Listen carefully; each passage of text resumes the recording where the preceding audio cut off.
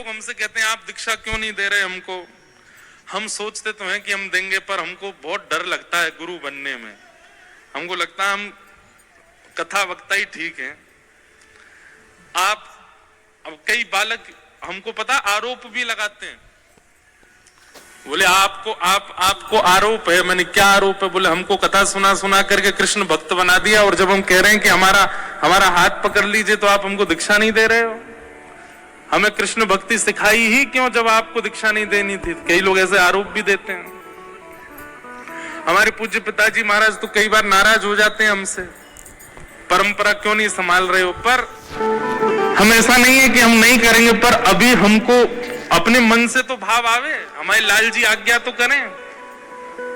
वास्तव में बताएं, चेला बनने में जितना सुख है गुरु बनने में सुख नहीं है।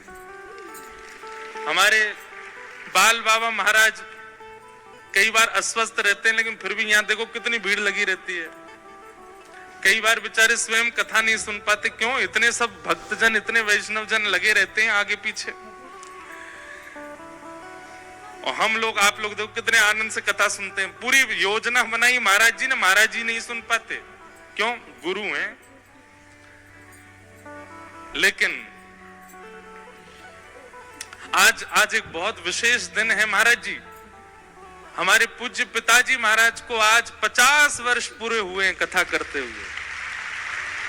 आज उरई में जहां पिताजी की कथा चल रही है वहां उत्सव मनाया जा रहा है, दिल्ली में उत्सव मनाया जा रहा है, वृंदावन में उत्सव मन रहा है। हम लोग भी यहां ऊना में मनाएंगे, आज नंदोत्सव मनेगा। देखो, एकमात्र ऐसे भागवत के वक्ता हैं जिन्होंने कई वक्ताओं को 50-60 वर्ष हो चुके हैं, पर एकमात्र ऐसे वक्ता हैं जिन्होंने 50 वर्षों में इतनी कथाएं कर ली। जैसे किसी से नाप तोल नहीं है, लेकिन जैसे हमारे क्रिकेट में सचिन तेंदुलकर के रन इतने ज्यादा हैं कि कोई पकड़ ही नहीं सकता, ऐसे ही कथा वक्ताओं में भागवत में हमारे पूज्य पिताजी की इतनी कथाएं हो गई हैं कि एक जन्म में तो वो संभव नहीं इतनी करना जितनी उनकी कथाएं हो चुकी हैं। तो आज इस प्रांगण को भी कई बार पिताजी की वाणी का लाभ मिला है, और हमें पिताजी महाराज बताते हैं कि उन्होंने उस वाले पीछे वाले प्रांगण में भी कथा की है, वहां भी कथा की, यहां भी की, बहुत वर्षों से। और हम पिताजी महाराज की आज्ञा से ही कथा करने आते हैं ऊना में। हमारे महाराज जी से बहुत स्नेह है पूज्य पिताजी का। आज उनके 50 वर्ष बहुत होते हैं, या कई लोगों की तो उम्र नहीं है, हमारी खुद की अभी कितनी कम उम्र है। सोच करके हमको लगता है कि हमको 9 वर्ष हुए अभी कथा करते हुए, पिताजी को 50 वर्ष हो गए। लोग कई बार जन्म लेने के बाद जी नहीं पाते 50 साल तक, वो कथा करते करते 50 साल निकल गए। कभी कभी हमें लगता है कि 50 वर्ष तक इतना भागवत को गाया, इतना भागवत को गाया, वो अगर कुछ कह देंगे तो वो काम हो ही जाएगा। हम तो अपने पिताजी से एक ही बात कहते हैं कि पिताजी आप बस एक ही बात कह दिया करो, मैं सदा गिरधर को, गिरधर सदा मेरे, बस में आप कह देंगे तो हो जाएगा। ऐसे पूज्य गुरुदेव भगवान को आज 50 वर्ष कथा करते हुए हैं। हमारे पूज्य बाल बाबा महाराज और समस्त ऊना वासियों की ओर से, यहाँ के सब भक्तों की ओर से पूज्य गुरुदेव भगवान को बधाई हो। ऐसी रूखी बधाई नहीं चाहिए, जोर की दो, बधाई हो, बधाई हो, बधाई हो।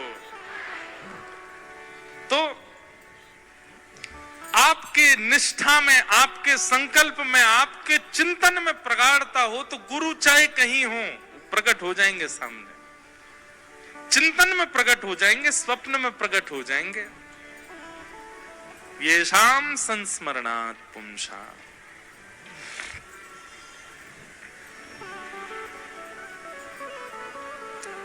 किम पुनर्दर्शन स्पर्श पाद शौचासनादिभिः। राजा परीक्षित सुखदेव जी से कह रहे हैं कि भगवान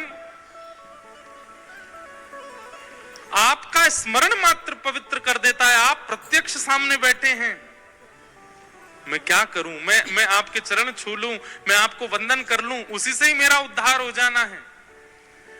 आपका चिंतन घर पर बैठने मात्र करने से पवित्रता आ जाती है। आप सामने बैठे हैं मेरे,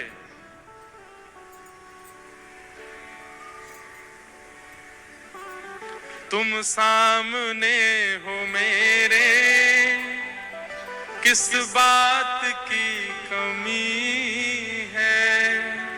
तुम सामने हो मेरे, किस बात की कमी है।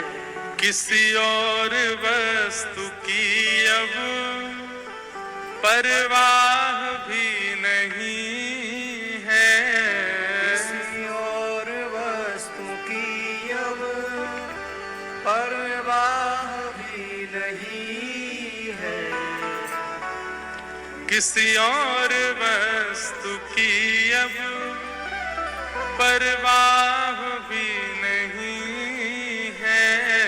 किसी और वस्तु की अब परवाह भी नहीं है। तेरे साथ से गुलाम अब गुलफाम हो रहा